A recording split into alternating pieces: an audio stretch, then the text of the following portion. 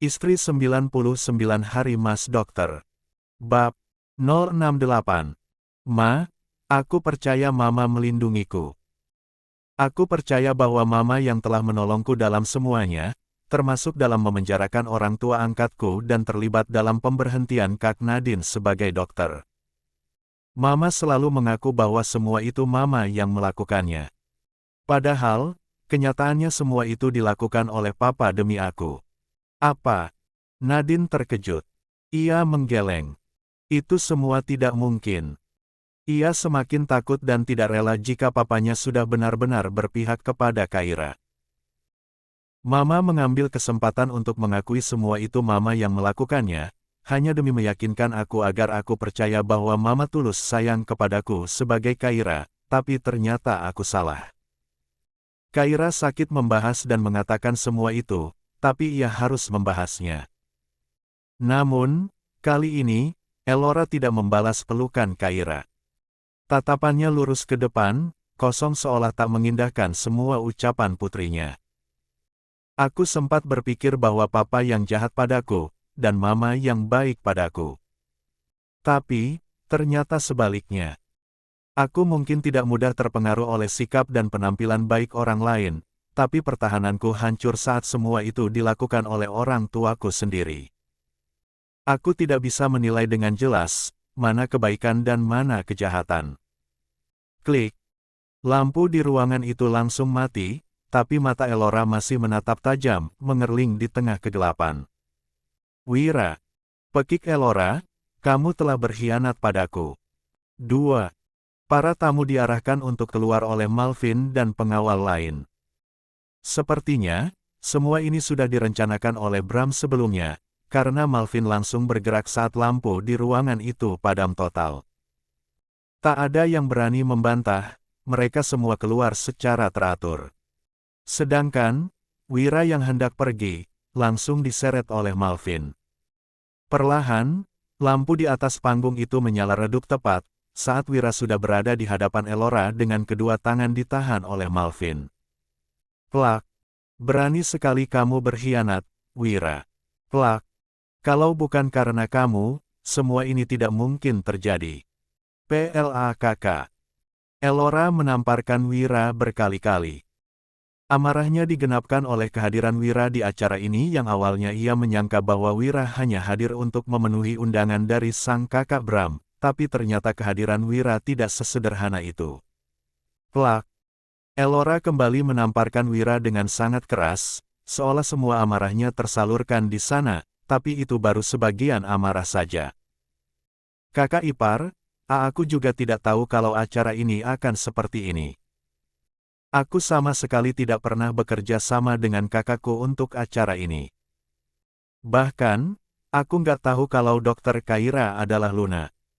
Aku tahu dia saat dia menunjukkan wajahnya di depanku beberapa jam yang lalu saat aku mencoba menyentuhnya. Dia melindungi dirinya dengan cara seperti itu.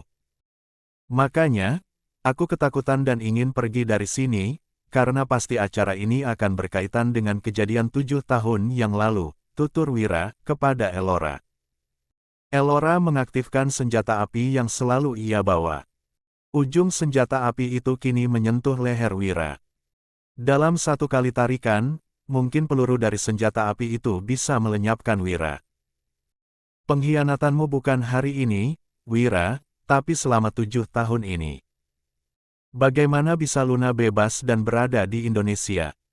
Bukankah aku memintamu untuk menjaganya bersamamu? Aku sudah membayarmu berlipat-lipat setiap bulan, tapi ternyata, kamu menipuku, Wira. Elora terlihat marah. Sungguh, Kaira tidak menyangka dengan apa yang dilihat dan didengarnya. Ternyata, Elora setega itu kepada dirinya, padahal ia sangat mencintai mamanya itu. Ini lebih sakit dari apapun. 7 tahun yang lalu. Wira yang baru saja melihat keadaan Luna alias Kaira di ruang ICU, berjalan dengan langkah gelisah, bimbang, dan kebingungan. Bagaimana ia harus memperlakukan Luna? Sedangkan, dia saja rasanya malas mengurus dirinya sendiri, apalagi mengurus Luna di hidupnya, bisa menjadi beban hidup baru baginya. Der.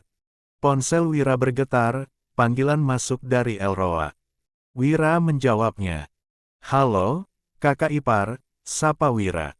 Bagaimana keadaan putriku, Wira? Dia selamat, kan? Tanya Elora, dari seberang telepon. Tenang saja. Keponakanku itu selamat, kakak ipar. Hanya saja, kata dokter, dia akan hilang ingatan, karena benturan di kepalanya cukup keras. Ini salahmu, Wira. Aku tidak meminta kamu mencelakai Luna, tapi aku meminta kamu membawanya pergi. 3.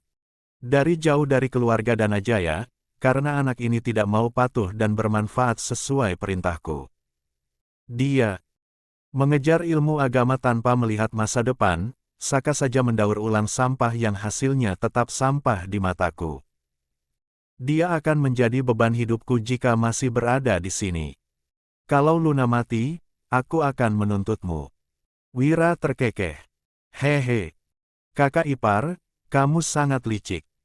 Bukankah kamu yang meminta aku menculik Luna? Ya sudah, aku membayar orang profesional untuk menculiknya.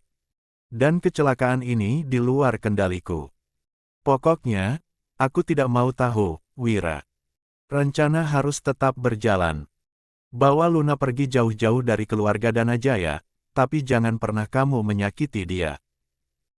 Perlakukan dia selayaknya manusia dan anakmu sendiri, perintah Elora, melalui panggilan telepon itu.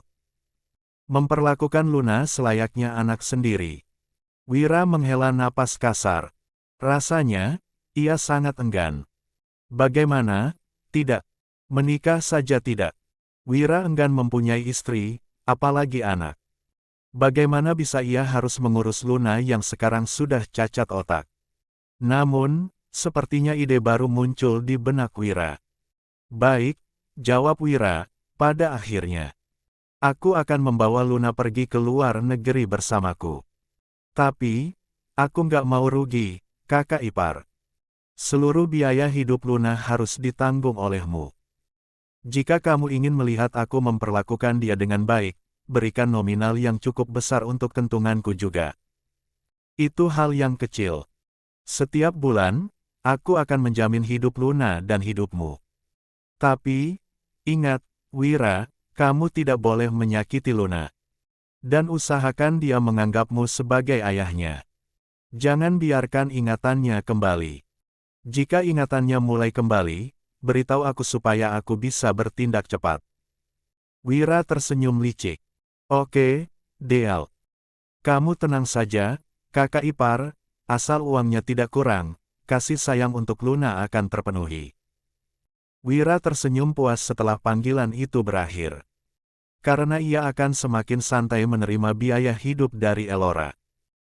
Belum lagi Nadine yang berhasil ia manfaatkan juga, karena Nadine berambisi melihat Luna meninggal dunia dan rela membayar Wira juga tanpa sepengetahuan Bram dan Elora, agar Luna dibawa pergi sejauh mungkin, bahkan disiksa oleh Wira.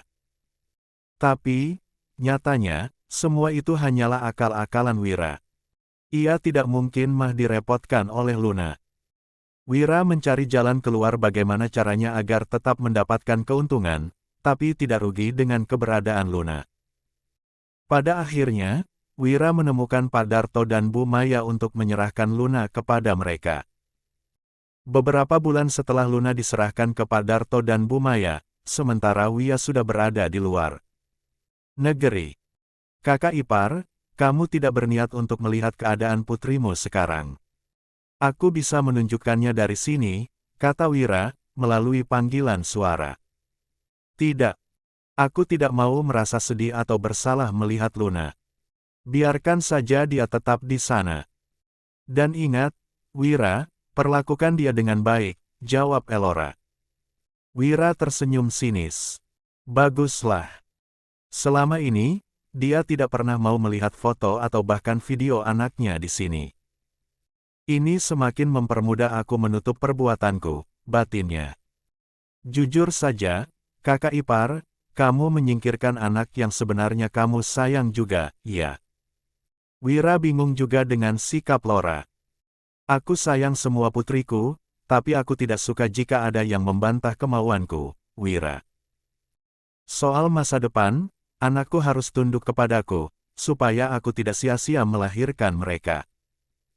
Apalagi, aset keluarga Danajaya dan Wijaya itu banyak yang harus diwariskan.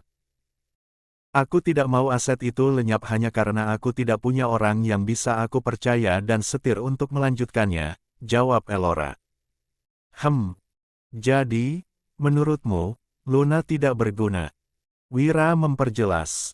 Ya, dia anak yang tidak berguna. Hanya akan tumbuh menjadi beban, apalagi dia akan menjadi ustazah-ustazah yang bisanya hanya ceramah. Aku tidak bisa membayangkan betapa buruknya masa depannya, jawab Elora. 4. Oke. Tapi, kamu sayang padanya, kakak ipar? Tanya Wira lagi. Jelas. Aku sayang pada Luna, tapi aku tidak suka dengan sifatnya. Jadi, aku harap, kamu memperlakukan dia dengan baik di sana, dan jangan pernah bawa dia kembali ke Indonesia. Siap. Tapi, kakak ipar, bagaimana dengan Kak Bram? Suatu saat, dia pasti bisa mencium jejak keberadaan Luna, meskipun Luna dinyatakan meninggal dunia. Tenang saja. Kakakmu itu sangat mencintaiku. Kekuasaanku hampir setara dengan dia. Aku tahu apa yang harus aku lakukan dan kendalikan supaya semuanya tetap aman. Wira teringat dan menceritakan kejadian 7 tahun yang lalu di hadapan Bram, Elora, Nadine, dan Kaira, tanpa diminta. La berharap, Bram mengampuninya. Pedih sekali rasanya hati Kaira mendengar apa yang Wira ceritakan tadi. Tapi, saat Kaira hendak bicara lagi, sebuah tangan menyeretnya ke sisi panggung.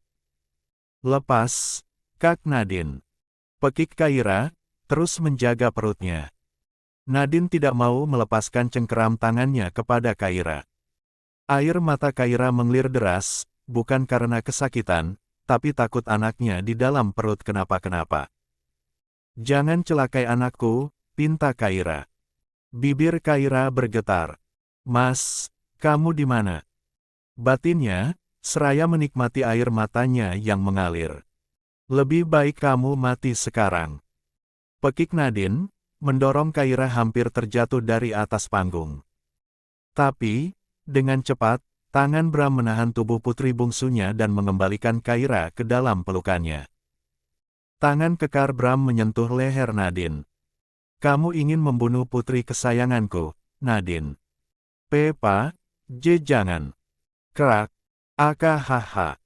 Nadine berteriak kesakitan merasakan lehernya seperti dipstahkan oleh tangan kekar Bram. 5. Akahaha. Pa, maafkan aku. Nadine semakin meringis kesakitan, merasakan cengkeraman tangan papanya semakin kuat di lehernya. Dinginnya tatapan Bram itu seolah tak melakukan apapun kepada putri sulungnya, kendati tangannya aktif menaukan leher Nadine dengan satu cengkersman. Pa, pekik Nadine, kesakitan. Kaira langsung memalingkan wajah, ketakutan. Ia merasa takut melihat apa yang dilakukan papanya di depan matanya, karena saat ini, Kaira berada di pelukan sang ayah. Merasakan ketakutan putri bungsunya, Bram melepaskan leher Nadine dengan kasar. Ia mengusap belakang kepala Kaira yang sudah berpaling dari Nadine.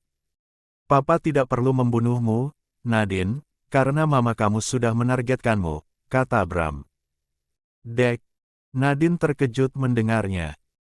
Belum selesai rasa sakit di lehernya akibat cengkeraman tangan Bram, kini dadanya terasa sakit juga mendengar ucapan papanya itu. Elora menargetkannya. Melihat apa yang terjadi pada Kaira ulah Elora, tentu Nadine merasa takut. Kak, kenapa? Apa salahku? Masih saja Nadine belum menyadari dan mengakui kesalahannya. Selama kamu tidak mau menuruti permintaannya, dia akan menargetkanmu seperti adikmu. Tapi, Papa tidak akan membantumu, karena kamu pantas mendapatkan itu, kata Bram. Air mata Nadine akhirnya luruh juga. Ia menggeleng cepat, tak terima dengan apa yang papanya katakan. Ia tidak mau kehilangan semuanya malam ini. Aku benci ke papa. Pekik Nadine. Papa pura-pura sayang ke aku selama ini. Papa lebih sayang ke Luna yang gak berguna ini. Apa istimewanya dia dibandingkan aku, Pak? Aku yang selama ini mengikuti jejak Papa, bukan dia. Nadine mengamuk. Tangan Nadine dengan cepat menarik lengan Kyra agar terlepas dari pelukan Bram. Dia papaku. Perempuan seperti kamu gak pantas memeluk papaku. Pekik Nadine, menarik lengan Kyra, tapi Bram langsung mencengkeram bahu Nadine, lalu mendorongnya hingga tersungkur. Bro. Nadine terjatuh mendapatkan dorongan Bram dengan satu tangan, hanya dengan satu tangan tubuh perempuan itu tersungkur ke lantai. Tapi, wajah datar Bram sama sekali tidak menunjukkan keseriusan. Ia terlalu santai melakukan semua itu, seakan semuanya sudah berada di dalam genggamannya. Bidikan suara senjata api terdengar. Ujung senjata api Elora sudah mengarah ke Bram, tapi entah itu sebenarnya mengarah ke Kyra atau Bram, karena bidikannya terlihat ambigu. "Pa," lirih Kyra.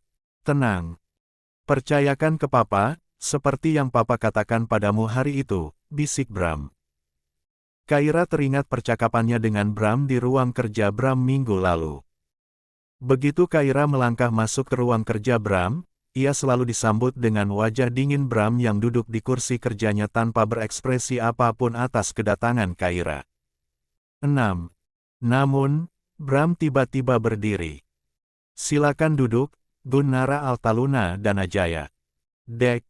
Kyra terkejut mendengar panggilan Bram terhadap dirinya. Apa Bram benar-benar memanggilnya dengan nama Luna? Itu artinya, Bram sudah tahu kalau identitas Kyra yang sebenarnya adalah Luna putri bungsu Bram. "Maksudnya?" tanya Kyra, menuntut kejelasan. Bram tersenyum tipis. Tanpa basa-basi, ia menyerahkan beberapa tumpukan kertas kepada Kyra. "Ini, kan, yang kamu cari, putriku?" tanya Bram. Perlahan, Kyra mengambil berkas yang disodorkan oleh papanya. Ia membuka dan membaca pelan-pelan berkas itu. Kedua mata Kyra sedikit melebar membaca setiap paragraf dari lembaran itu yang ternyata ini adalah kejelasan tentang masa lalunya, alias kejadian 7 tahun yang lalu. "Dek." Saat membaca dan melihat sebuah foto pada halaman ke-17, dada Kyra langsung bergemuruh. Air matanya mengalir deras. Ia menggeleng dengan cepat menolak untuk mempercayai apa yang terlihat di halaman ke-17 itu. "Jangan menipuku, Tuan." Kyra menolak. Bram tersenyum sangat tipis lagi. "Luna, bukankah kamu sudah mencurigai Mama sebelumnya? Tapi, kamu belum menemukan bukti yang meyakinkan atas kecurigaanmu itu. Sekarang, Papa memberikan bukti yang kuat, kenapa kamu tidak percaya?" Mata Kyra langsung memerah. Ini lebih sakit dari apapun. Memang benar apa yang dikatakan oleh papanya tadi, tapi Kyra selalu berharap bahwa kecurigaannya tidaklah benar. Tidak mungkin seorang ibu begitu tega kepada anak kandungnya, lirih Kyra, masih berusaha menolak jika mamanya di balik kejadian 7 tahun yang lalu. Bram bersandar di kursi kerjanya seraya menautkan jari-jarinya.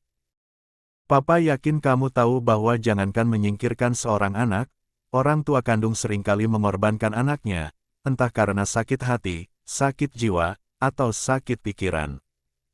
Fakta itu tidak bisa dielakkan, Luna. Papa rasa, kamu ini sangat peka terhadap kehidupan sosial. Tidak mungkin kamu tidak mengerti realitas sosial." Air mata Kyra akhirnya menetes juga. Tak menyangka menjadi bagian dari kasus-kasus seperti itu. Rasanya sangat sulit untuk menerima kenyataan ini, tapi harus bagaimana lagi? Inilah kenyataannya. Mama kamu selalu berambisi terhadap harta, Luna. Baginya, semua yang ada dalam dirinya harus bermanfaat sesuai kendalinya. Dia memang sayang kepadamu dan kakakmu, tapi dia tidak suka jika kamu membantah keinginannya. Tak kuasa mendengarnya, air mata Kyra mengalir deras. Orang yang selama ini ia rindukan adalah mamanya, tapi ternyata mamanya lah yang menyingkirkannya selama ini. Lalu, Apa bedanya dengan papa? Papa juga tidak pernah mencariku selama ini, kan? Apa dulu papa dan mama bersekongkol dan sekarang papa ingin menyelamatkan diri papa saja? Bram tersenyum. Kamu sangat cerdas, Luna. Cara berpikirmu selalu penuh dengan kehati-hatian. Kamu bisa memikirkan sesuatu yang tidak dipikirkan oleh orang lain. Papa bangga atas itu. Tapi, apa yang kamu katakan tadi tidak benar, lanjutnya. Jika begitu, beritahu aku kebenaran tentang papa, tuntut Kaira. Bram mengangguk. Semua akan terjawab di acara yang akan papa selenggarakan minggu depan. 7. Sekarang, satu yang harus kamu lakukan. Bersandiwaralah sebagaimana mama kamu bersandiwara. Pura-pura belum tahu semuanya. Dan buat dia semakin percaya ke kamu sebagai Kaira. Selebihnya, percayakan ke papa, lanjutnya. Kaira teringat akan perbincangannya dengan Bram minggu lalu di ruangan Bram, hingga Kaira keluar dengan mata yang sudah sembah lantaran menangis tiada habis-habisnya di ruangan itu. Kaira tidak memeluk erat papanya atau melampiaskan kerinduan terhadap papanya hari itu, karena selain syok, Kaira juga waspada kepada papanya yang sulit ia tebak niat dan tujuannya. Bagi Kaira, tentang papanya juga belum jelas hari itu. Saat Elora hendak menarik senjata apinya untuk memuntahkan satu peluru tepat ke jantung Bram, Kaira langsung memeluk erat papanya. DORRR. Tanpa bidikan, peluru dari senjata Bram justru lebih dulu meluncur hampir mengenai pipi Elora, tapi Bram sengaja tidak mengenainya, karena Bram ingin Elora bertanggung jawab, bukan terbebas dari dunia dengan kematian. Pa, lirih Kaira, tak menyangka jikalau papanya yang lebih dulu memuntahkan peluru dari senjata apinya. Papa sudah katakan ke kamu, Luna. Kamu aman selama kamu bersama papa, kata Bram. Elora tersenyum sinis. Ia akhirnya menurunkan senjata apinya, lalu menghampiri Bram dengan kedua tangan disilangkan ke dada. Tuan Brahmasantaka Danajaya, ucap Elora, santai. Kamu tahu, tidak, kenapa aku melakukan semua ini? Ini semua karena kamu, suamiku. 8. Bram diam. Ia tidak menyangkal, mengelak, atau menyela. Tapi, satu tangannya tetap melindungi Kaira. Aku tidak pernah meminta menikah denganmu, Bram. Aku memang mencintaimu, kita sudah pacaran bertahun-tahun, tapi dari awal, aku sudah katakan ke kanmu, kalau keinginanku tidak tercapai, aku akan melakukan apapun. Bram dan Elora saling mencintai sejak SMA. Bram sangat mengenal sifat Elora yang keras kepala, nekat, dan tidak suka dikecewakan sedikit saja. Ia menerima sifat pujaan hatinya itu, tapi saat menjelang pernikahan, Elora meminta agar Bram berjanji untuk tidak membantah keinginannya setelah menikah nanti. Bram menyanggupi semua itu, karena menurutnya, harta kekayaannya sudah cukup untuk menuruti semua keinginan Elora. Kamu sudah berjanji untuk menuruti semua yang aku mau setelah menikah. Itu sebabnya, sebelum pernikahan kita waktu itu, aku memintamu untuk menyanggupinya atau tidak. Kamu sanggup, tapi setelah menikah, beda lagi ceritanya, sambungnya. Elora menatap ke Kaira yang masih berada di dalam dekapan Bram. Bram tidak melepaskan putrinya itu, karena ia merasakan ketakutan Kaira, terlebih psikis ibu hamil mudah terguncang. Aku meminta agar kamu mengarahkan Luna ke dalam bisnisku. Arahkan kemampuannya agar sama sepertiku atau sama sepertimu supaya aku tidak rugi dan malu di masa depan.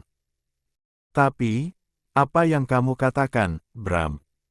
Kamu membiarkan Luna dengan pilihannya, yaitu menjadi seorang santriwati, kata Elora lagi. Flashback 11 tahun yang lalu. Elora menyandarkan kepalanya di dada bidang suaminya yang sedang bersandar di tempat tidur mereka. Setelah menghabiskan malam bersama, Elora beristirahat di dada bidang suaminya itu. Mas, panggil Elora. Ya, sayang. Kap. Bram memberikan kecupan pada puncak kepala istrinya. Sepertinya, Luna berbeda dengan kakaknya. Dia mempunyai pilihan lain dalam dunia pendidikan. Aku takut pilihannya itu akan merugikan dirinya, ungkap Elora. Bram tersenyum tipis. Jangan khawatir, Elora.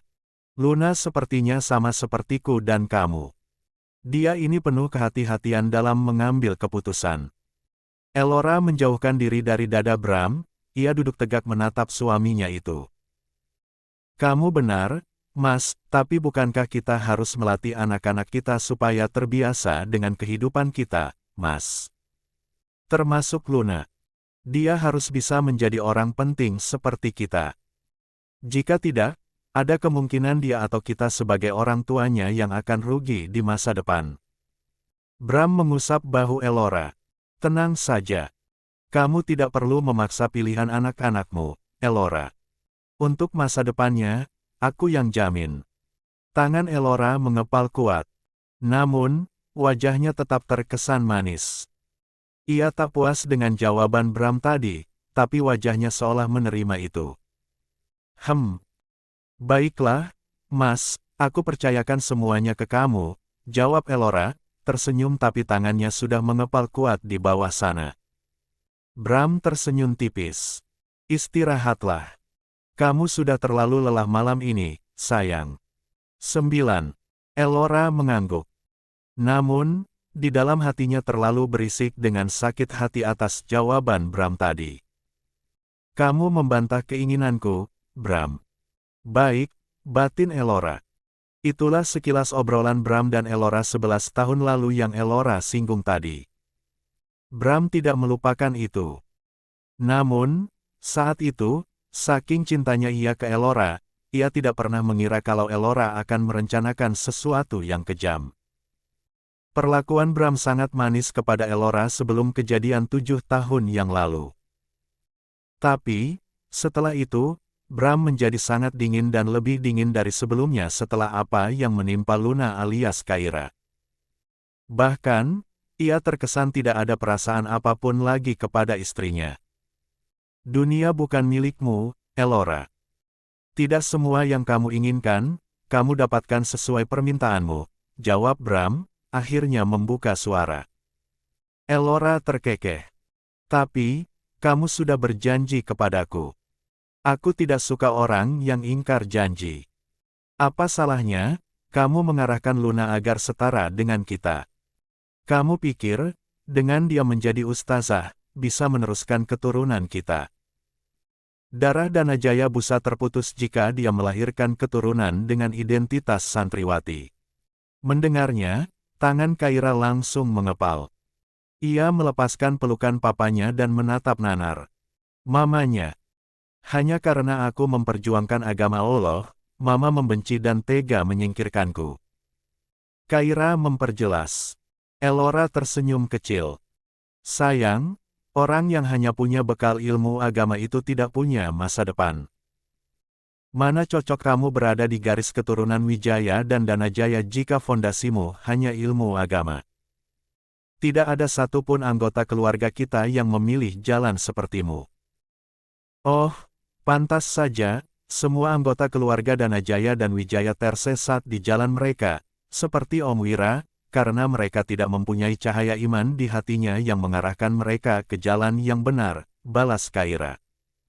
Dan aku yang memegang ilmu agama ini, Mama lihat di masa depan sebagai perempuan yang bisa Mama andalkan, bukan?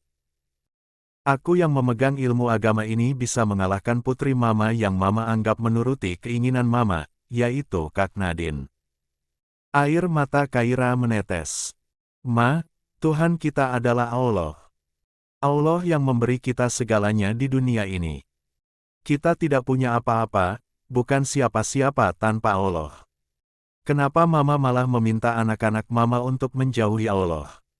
Aku mengejar akhirat, tapi dunia juga kudapatkan, Ma. Sedangkan, Mama mengejar dunia, tapi tersesat sampai buta melihat akhirat, lanjutnya. Kaira memegang perutnya.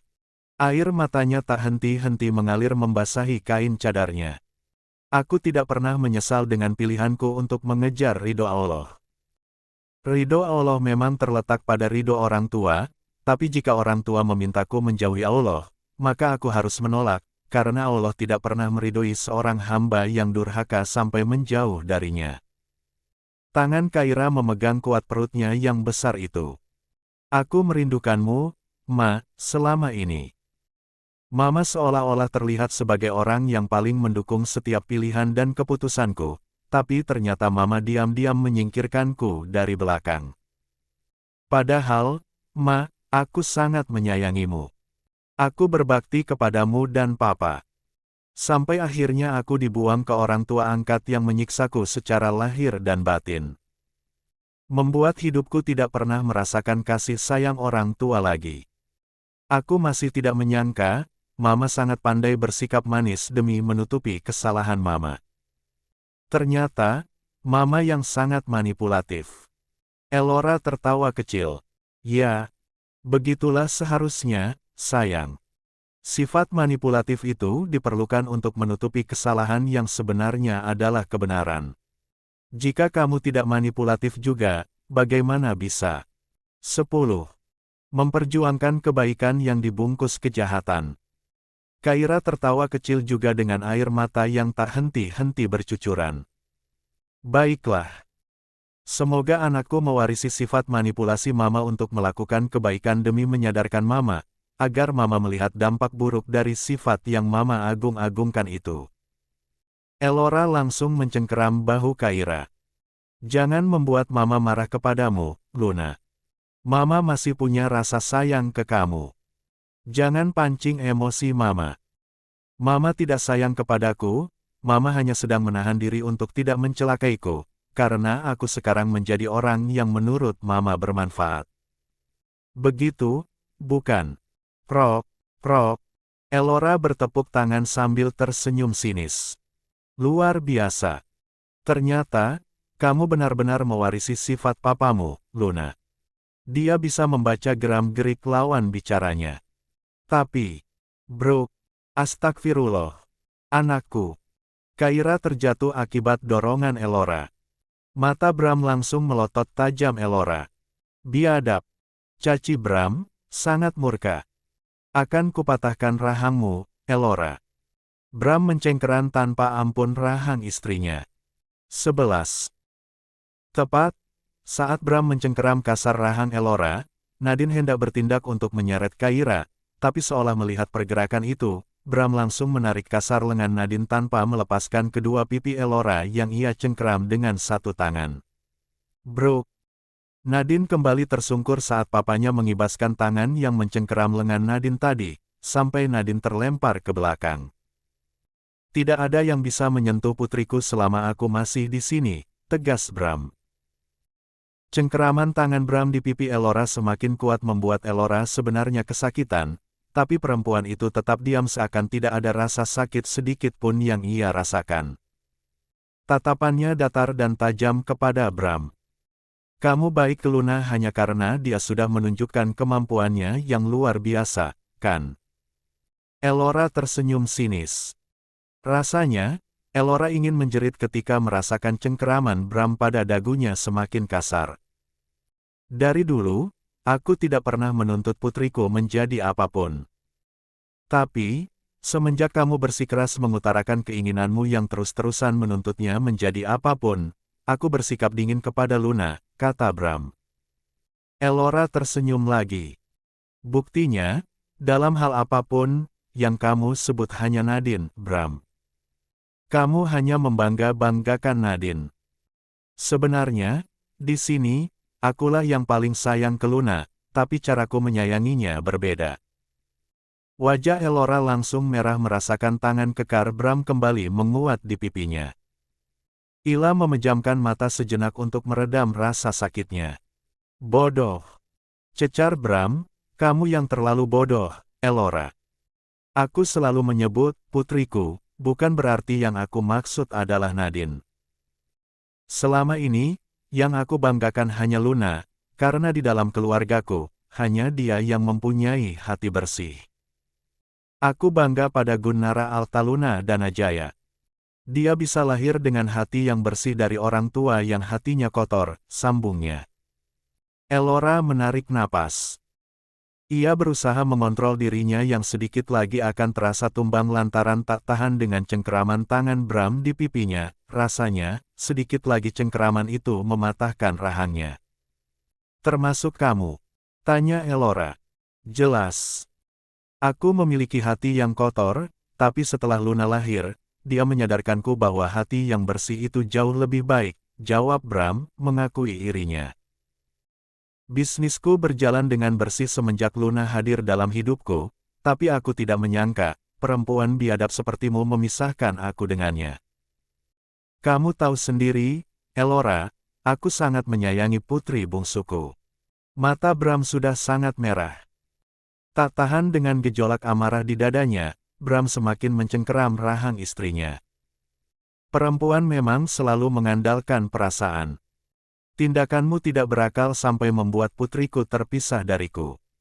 Aku tidak akan pernah menerima semua ini sampai kapanpun, Elora." Bram sudah sangat marah. Sakit hatinya melihat wajah Elora yang baik-baik saja membuat dia merasa ingin menghancurkannya sekarang juga, mengingat Kaira selama ini hidup dengan wajah yang selalu murung. "Ah! 12. Kali ini, Elora menenjerit. Tak mampu menahan rasa sakit yang ditimbulkan tangan kekar suaminya saat menukik kasar pipinya. "Lepas, Bram." Pekik Elora, berusaha melepaskan tangan Bram dari pipinya, tapi Bram justru semakin menguatkan cengkeramannya. "Kamu gila." Pekik Elora lagi. Plak. Bram menamparnya dengan tangan satunya lagi. Tamparan yang keras dan kasar membuat sudut bibir Elora berdarah. Dan tangan Bram yang satunya lagi tetap aktif mencengkeram rahang Elora. "Anda yang gila, Nona Elora Gratama Wijaya." Bram menekan suaranya. "Wijaya." Bram tidak menyematkan marga dan Ajaya lagi pada nama Elora. Ia malah menyebut Wijaya. Namun, Elora tersenyum sinis, seakan tak keberatan dengan panggilan Bram terhadapnya. "Dan Anda terlalu bodoh, Tuan Brahma Santaka Danajaya," balas Elora. "Benar. Saya terlalu bodoh menikahi perempuan seperti Anda, Nona." Elora tersenyum lagi walaupun di hatinya, ia sakit mendengar pernyataan Bram kepadanya. Sebab, bagaimanapun, dulu mereka saling mencintai. Tidak ada pernikahan paksa atau perjodohan karena perjanjian bisnis dalam hubungan mereka. Mereka benar-benar saling mencintai. Sayangnya, ada ego yang tak selaras dengan perasaan membuat hubungan mereka sekarang retak seperti ini. Sakit, lirih Kaira, merasakan nyeri pada perutnya akibat dorongan yang begitu keras dari Elora sampai membentur pinggangnya. "Ah! Tuan Bram." Elora memekik keras kali ini ketika rahangnya terasa benar-benar sudah patah oleh tangan. "Bram." Kilatan amarah semakin jelas di mata Bram mendengar rintihan Kaira yang kesakitan. Ia tak terima atas dorongan Elora tadi. "Lepaskan," pinta Elora, Aku tidak bermaksud mencelakai putriku, Bram." Kerak. Sebuah bunyi timbul dari rahang Elora yang dicengkeram semakin kasar oleh Bram, membuat air mata perempuan itu langsung bercucuran karena sakit. Puas melihatnya, Bram melepaskan dagu Elora dengan kasar. Tak mau menyia-nyiakan kesempatan itu, Nadine berusaha berdiri dan melangkah cepat meraih kedua bahu Kaira. "Kamu harus mati, sekalipun Papa membuangku setelah itu. Setidaknya, kamu tidak boleh bahagia sendiri di sisi Papa. Papa dan Mama hanya milikku. Aku tidak pernah bermimpi mempunyai adik seumur hidupku," kata Nadine, memegang kedua bahu Kaira. Kaira tidak bisa melawan lagi. Napasnya sudah tidak beraturan. Keringat dingin bercucuran di keningnya. Tangannya terus berusaha menyangga perutnya yang terasa semakin sakit. "Kamu boleh melakukan apapun kepadaku, tapi tolong, jangan melakukan sesuatu yang melukai anakku. Aku sangat mencintai anakku. Selama ini, aku berjuang bersama dia. Dia yang selalu ada untukku. Biarkan anakku lahir ke dunia ini." Air mata Kaira berlinang.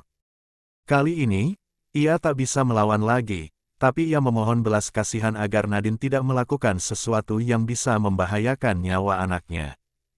Haha, Nadine malah tertawa. Anak ini, anak Dokter Arash, kan? Aku tidak sudi kasihan kepadanya. Aku, 13. Jijik melihat kamu dihamili oleh laki-laki yang aku cintai, Kaira.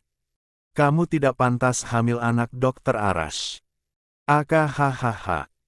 SAKITTT. Kaira menjerit ketika Nadine menekan perutnya. Mas, tolong aku. La menangis. Mendengar itu, Bram langsung menoleh ke belakang. Persetan, umpatnya. Akahaha. Papa. PYNGGUNGKU, Pak, S sakit. Pekik Nadine, saat Bram mengipjak pinggungnya hingga tubuh Nadine eresta dengan lantai.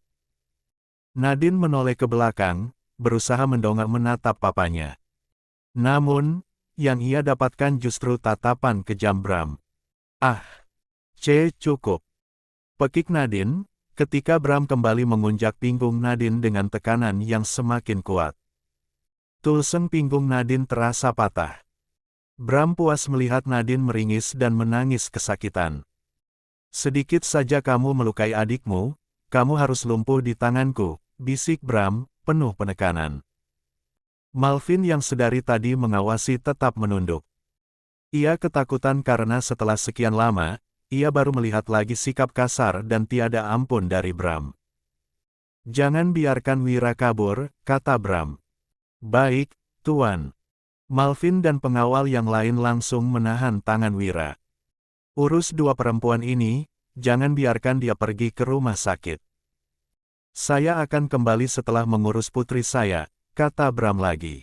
Baik, Tuan. Bram mendatangi Kaira yang sudah menangis kesakitan. Ia langsung mengangkat tubuh Kaira. Namun, sebelum melangkah pergi, Bram menoleh ke arah Elora.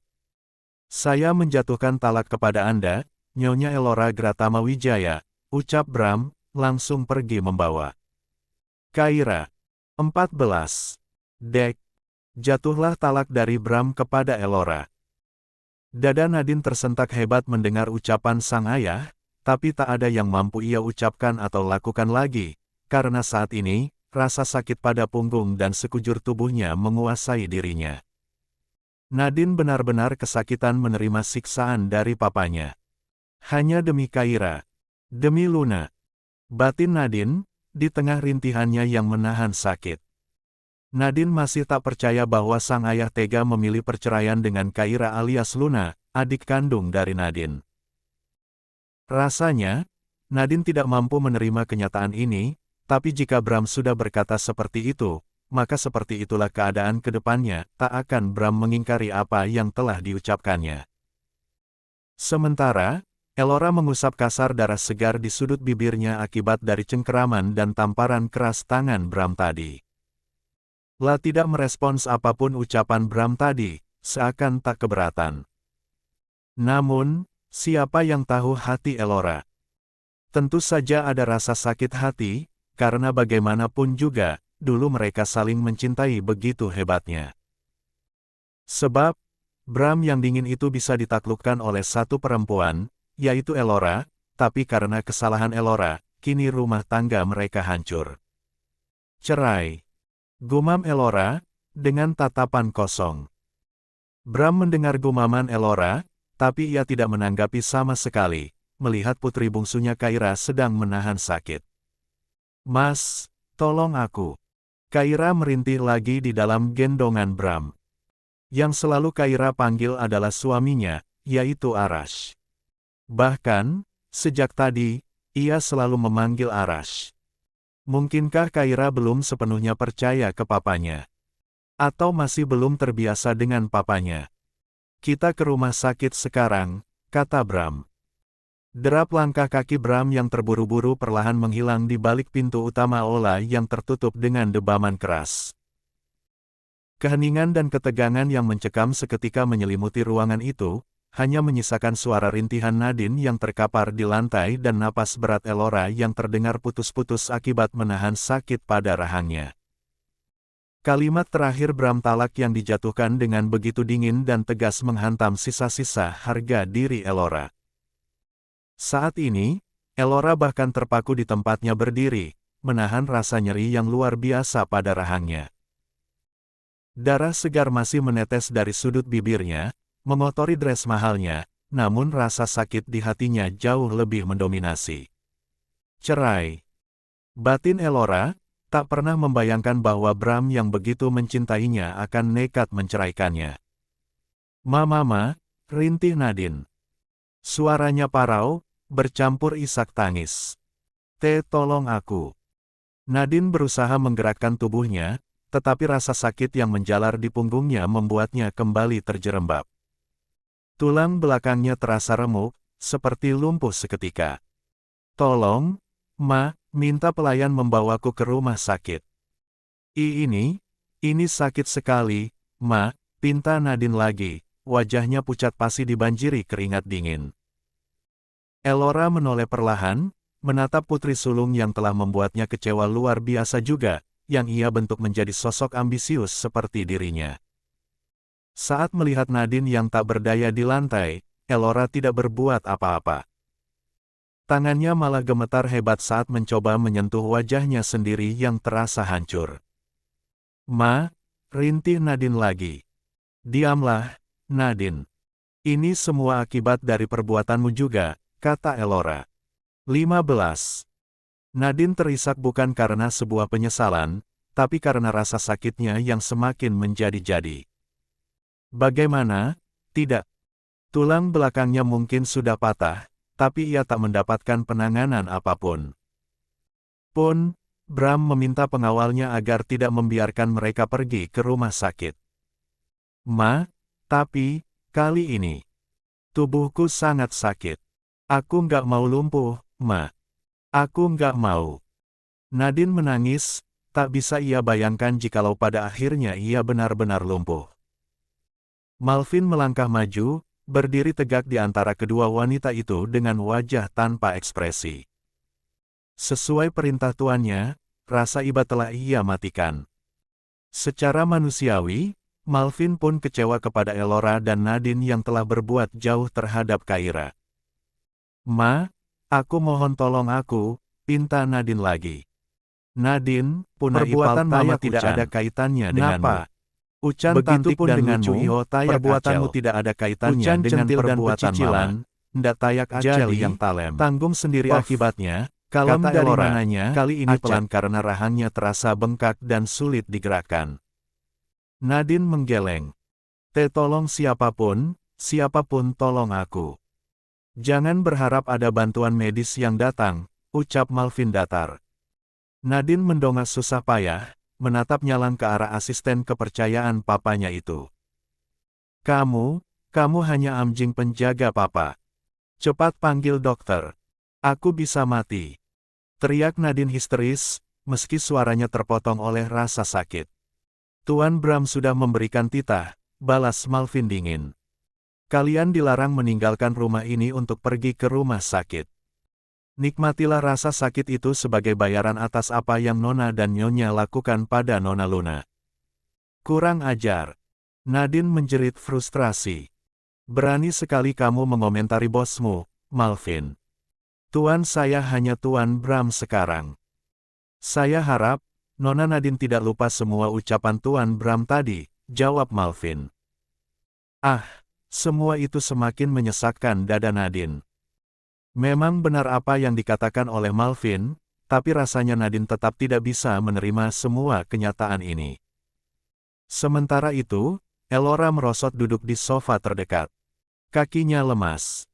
Ia menatap kosong ke arah pintu tempat Bram menghilang tadi. Ia kehilangan segalanya dalam satu malam, statusnya sebagai istri Danajaya, kepercayaan suaminya, dan kini, ia menyaksikan kehancuran keluarganya sendiri. "Dia benar-benar membuangku," gumam Elora lirih, nyaris tak terdengar karena rahangnya yang sulit digerakkan. Air matanya jatuh juga, bukan karena rasa bersalah, melainkan karena egonya yang hancur bersamaan dengan semua yang dimilikinya kini benar-benar lenyap dalam sekejap mata. Di luar rumah megah itu, wajah Bram masih dingin, tapi kali ini terkesan sangat tegang. Bram berlari menuju mobilnya yang sudah disiapkan oleh sopir di pelataran. Ia membaringkan Kaira di kursi belakang dengan sangat hati-hati. Jujur saja, Bram tak paham akan kandungan Kaira, tapi Bram memperlakukan putrinya dengan sangat hati. "Pa, sakit," rintih Kaira, akhirnya memanggil papanya. "Yang mana yang sakit, Kaira?" "Perutku." Baru kali ini Bram terlihat bingung-bingung harus melakukan apa pada perut Kaira yang besar itu. "Papa harus apa, Kaira?" "Bertahan saja, ya, kita ke rumah sakit sekarang." 16. Tangan kekarnya yang tadi begitu ringan menyakiti orang lain, kini dengan lembut menyeka keringat di dahi Kaira. Kaira mencengkeram ke meja Bram kuat-kuat. Wajahnya memerah menahan kontraksi yang menyakitkan akibat benturan tadi. Napasnya terputus-putus. "Sakit, Pak, perutku, anakku." Rintih Kaira, tak tahan lagi. "Jalan. Cepat ke rumah sakit." Bentak Bram pada sopirnya. Mobil mewah itu pun melesat menembus malam, membelah jalanan secepat kilat. "Mas Arash." Kaira menangis memanggil suaminya. "Cek, kemana anak itu?" Bram belum tahu kalau menantunya sedang dalam masalah. "Berikan perawatan terbaik. Jika terjadi sesuatu kepada putri saya akan menutup rumah sakit ini." Titah Bram. "Baik, Tuan, kami akan mengupayakan yang terbaik," kata seorang dokter. "Tapi, kami harus melakukan tindakan kepada Nona Kaira, Tuan. Nona Kaira harus menjalankan operasi sekarang." "Lakukan, Dok." "Hasil lab menunjukkan pasien mengalami komplikasi," lapor asisten dokter. "Kita butuh spesialis penyakit dalam dan tim khusus untuk mengonsultasikan hal ini dan melakukan pendampingan di ruang operasi." "Biar saya saja." Dokter Lingga tiba-tiba datang. "BUGH, BUGH." Pukulan bertubi-tubi dari kepalan tangan kekar Bram melayang ke wajah Lingga. "Jangan pernah mendekati putri saya lagi."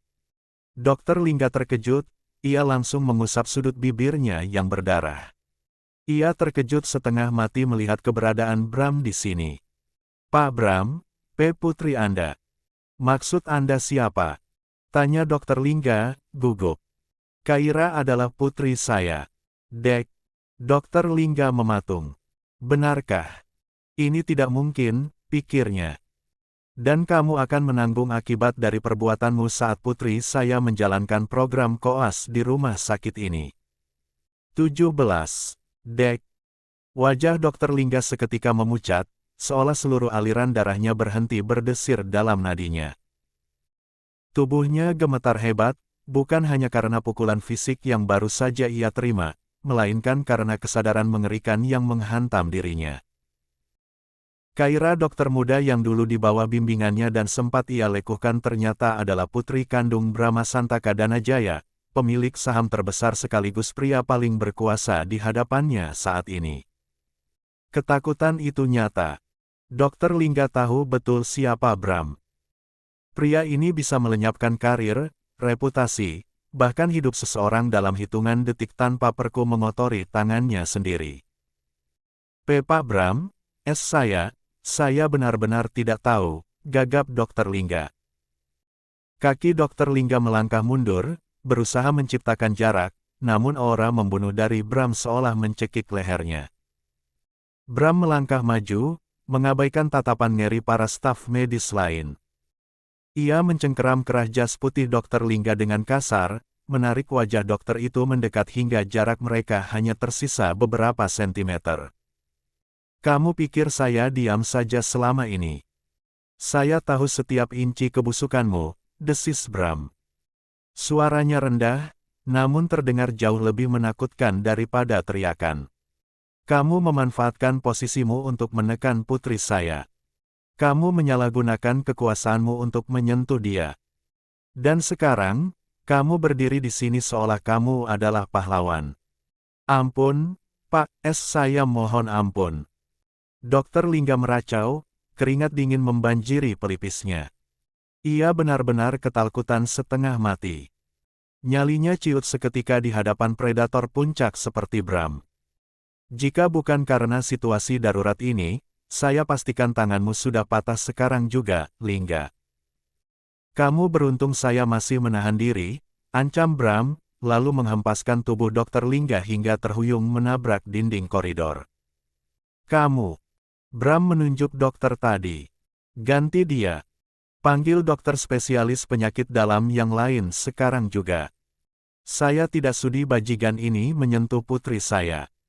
Bentak Bram, kepada kepala tim medis yang berdiri kaku di samping berangkar Kaira. Dokter penanggung jawab itu tampak serba salah. Ia menelan saliva dengan susah payah sebelum memberanikan diri berbicara. Maafkan saya, Tuan Bram. Tapi, saat ini tidak ada spesialis penyakit dalam lain yang standby di rumah sakit.